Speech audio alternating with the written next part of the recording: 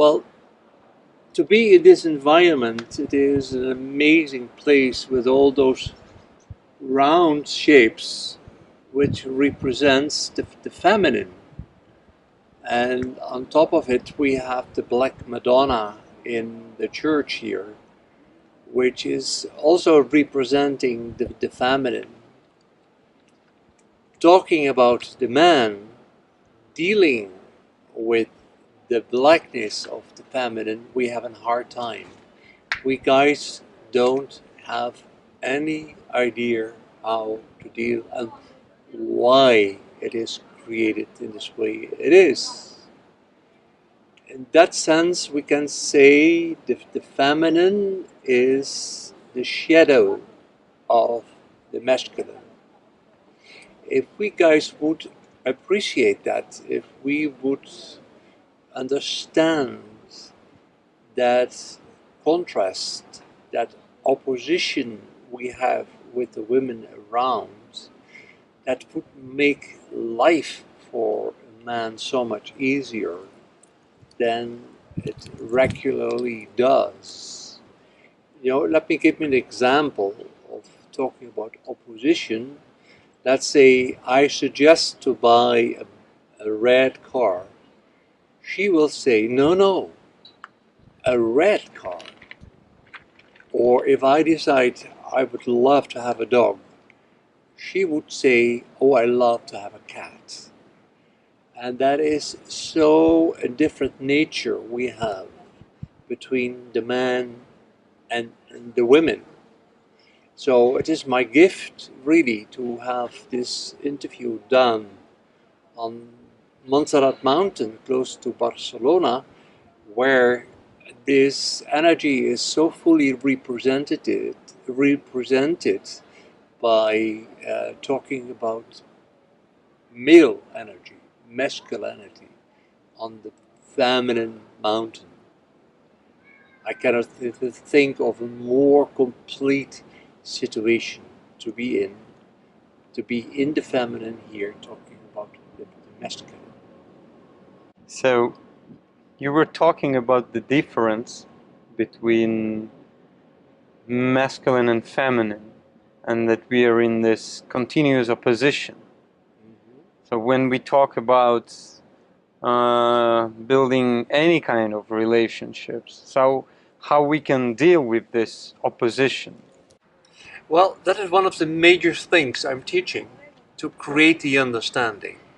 We will never fully have agreement, both of us, because her nature is so different than the masculine nature.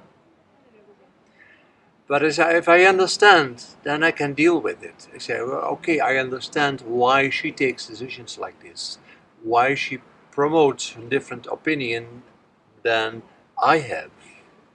We men have this ideal kind of energy. We want big things to be in our lives. She will ground you right away. So that is so different of nature between the man and the woman.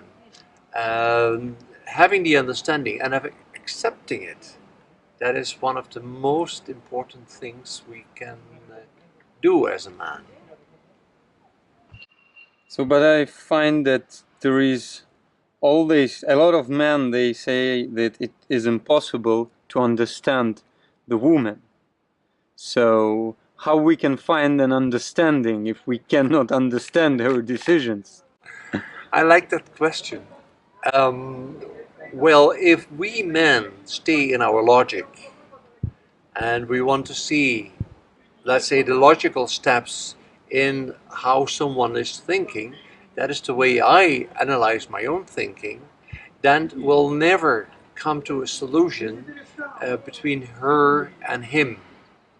But if he has the quality to step into his feminine, then he will understand more of why she decides things she does, or why she thinks in a different way than I'm using to do. So what can we do? So what does it mean for the man to step into his feminine? Well, it is getting out of the straightforward way of acting, straightforward way of thinking. The feminine side of us is more creative, is more intuitive. So, I mean, if you look to the geometry, the feminine line is curved and the masculine line is straight. But we both have the same qualities, the man and the woman. But I need to understand as a man that I have those feminine qualities. There's a little example, what I just noticed in this pine tree, which has this very straight form. The seeds of it, they are round. So the feminine, no, the masculine represents the feminine, the reproductive qualities in the round shape. So if we look to nature, that it has both qualities, the masculine and the feminine. Why would we as man or as woman be different than nature is? But over the years we lost that quality of seeing both. We became very mental, we became very masculine. And look at the world where we live in. It is an absolute disaster, to my opinion, because everything is falling apart. Why? Because it's creating through the left side of our brain, our logic, our masculine. What can we do to get ourselves out of our logic and to open our creativity and more our feminine side? So what you can recommend?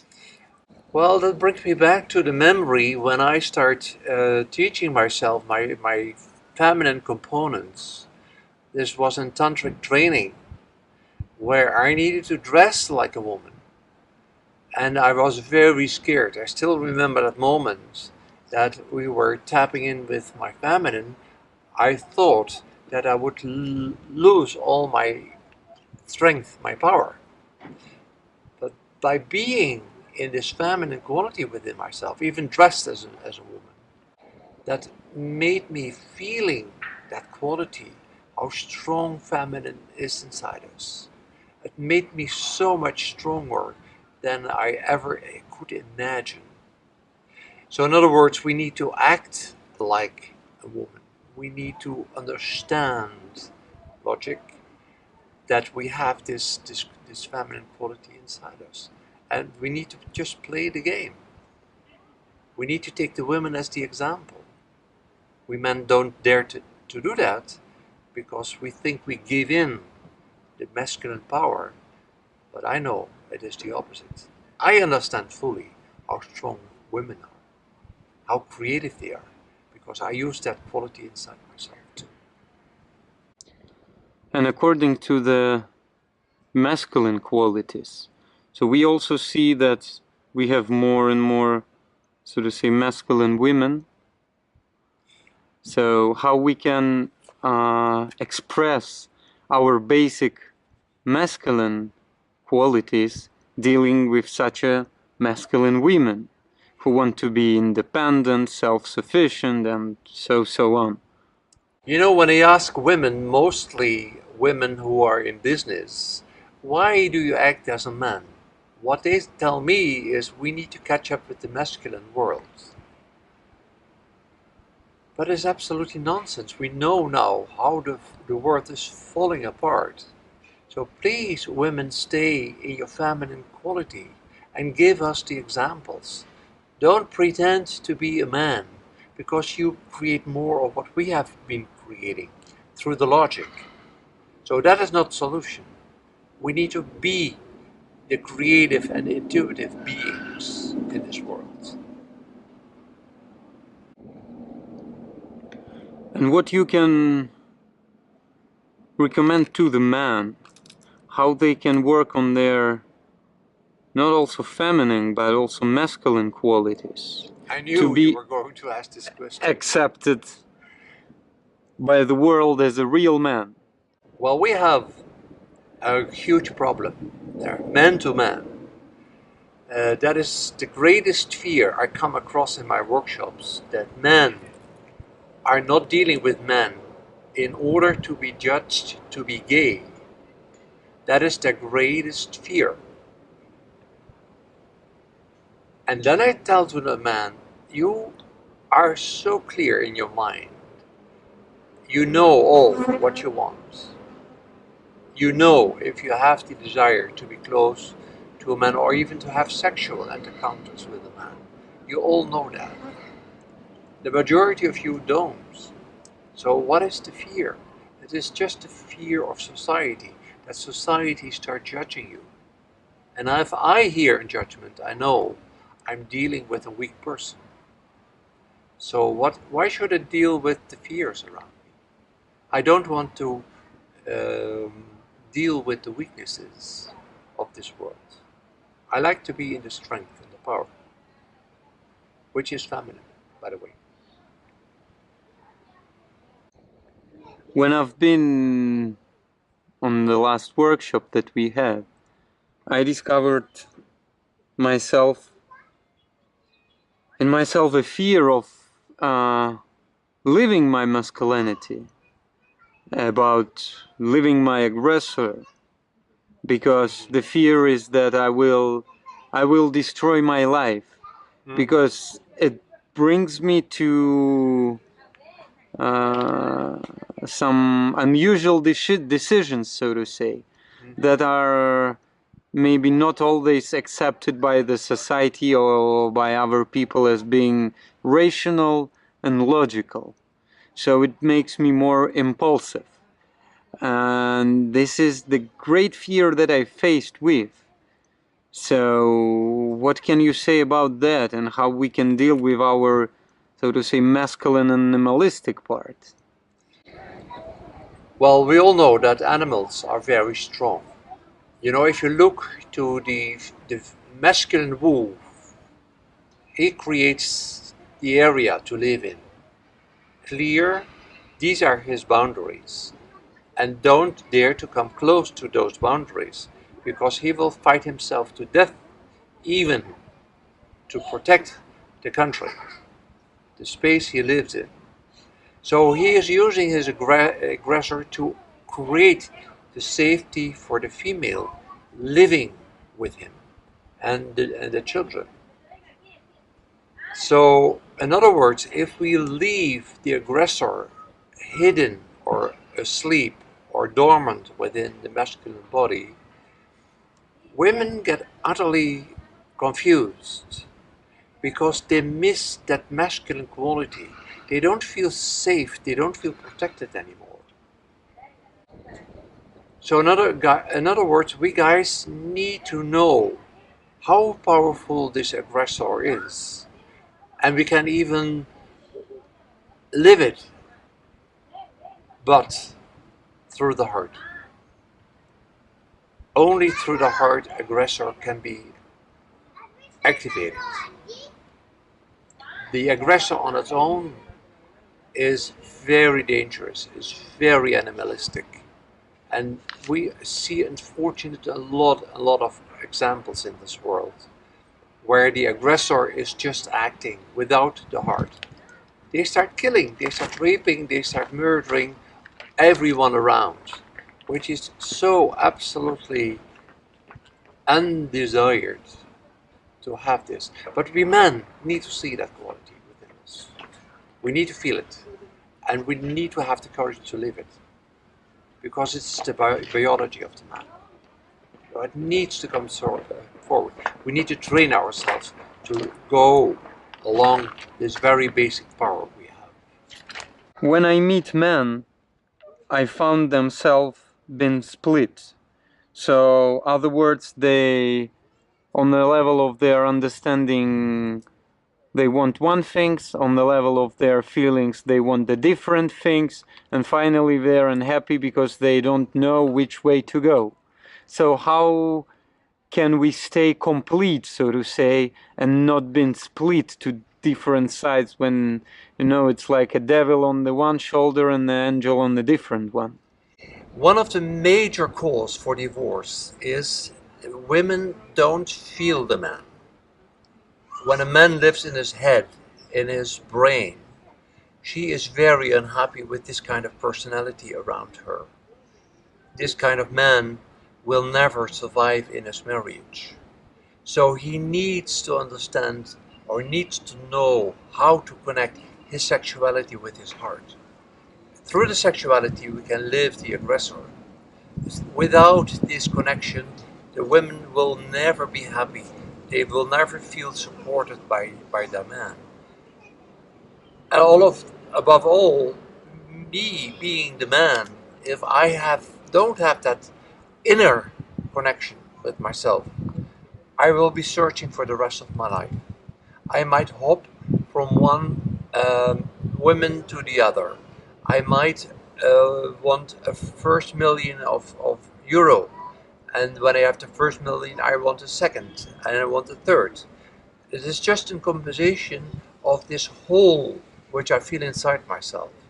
If I feel the wholeness within myself, so in other words, all the qualities I have, which is my sexuality, which is my aggressor, which is my level of respect through the heart, if I know how to breathe it to make one within myself, I become this happy man. I can live my wholeness. My partner will be very happy with me. To live through wholeness is the key to be father of the family. Then we create a harmonious family. Without that, we will never have the harmony.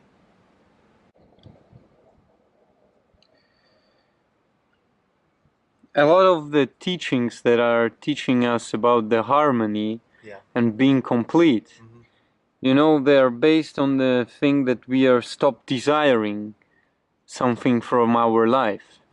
And very often it leads to the fact that people are stopping in their development because they just don't want anything. And they don't look like being more alive. They look like as being, saint people, but completely not alive. Absolutely. So, how we can keep this stream of life in ourselves? And how is it connected with our wholeness that we have inside? When you have the wholeness within yourself, then things appear into your daily life. So in other words, you need to take the world around you as your mirror. If you see that your feelings are making a reality in the world around you. So let me give you a small example. If I really desire from my heart someone who is understanding me, someone who is be able to live with me, that means I need that quality within myself first. Otherwise, I will never find this person to be with. And I have seen many examples in my life. Whatever my heart desired is created. It comes into my life. And it is the ultimate happiness. It is not only creating the material world for myself, but also the world of being respected, the world of having the wholeness around me, because the wholeness is inside me. And that is what Buddha said. Buddha is one of the most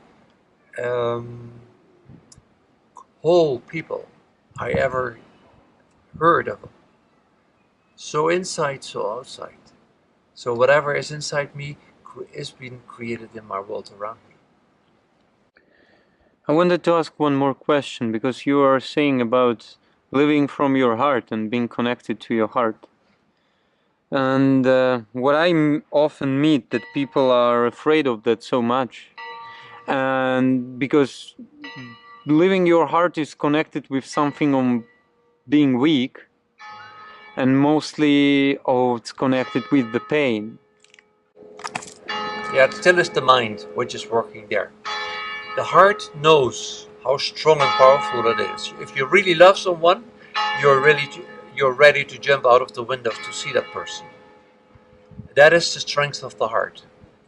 When you have a relationship based on the heart, that relationship will stay, will never be being lost. If the relationship is based on something different, then it will break. Sooner or later it will end. But if it is based on the quality of the heart, the power of the heart, it stays alive. No matter where you need to work through together, it will stay. And that proves to me that the heart is very, very, very powerful. And even in the science world, when you measure the vibration from the brain and the, the frequency coming from the heart frequencies are so much higher than the brain frequencies. So there's no reason to stay in your brain because of you think you are powerful, but the heart is going to win it all the time. So, other words, the fear which lives in our brain stops us of being opening and living our heart. The heart has no fear. So, what we can do, how we can, so to say, not be so much influenced by our brain and to have our heart more open? Is there something simple we can do? The key is being authentic. Whatever you feel inside is your truth. If I allow myself to be influenced by the world around me, that makes me a polarized person. Oh, that person tells me this, or this person tells me that. That brings me far away of who I really am. I am the person living my wholeness, and the wholeness is all I can offer the world around me. And fear still is energy. We decide how we use the energy of the fear. We hear the word authenticity very, very many times. I learned when I did the brain training, that means enhancement of the alpha waves in the brain. I experienced something miraculous. The first 3 days of the 7-day training, nothing, nothing happened in the sense of rising the alpha in the brain. And the fourth day, I realized that I was doing in the first 3 days. So in other words, the brain was not enhancing the alpha. And that is why I came to this training. Then I understand that when I am just being myself, just breathing with myself, it creates this alpha brainwave patterns, which makes me so happy, which makes me so quiet in the sight of myself. And this allows me to see a world around me which is not only seen by the eyes, you just know things. So there's no game I need to play.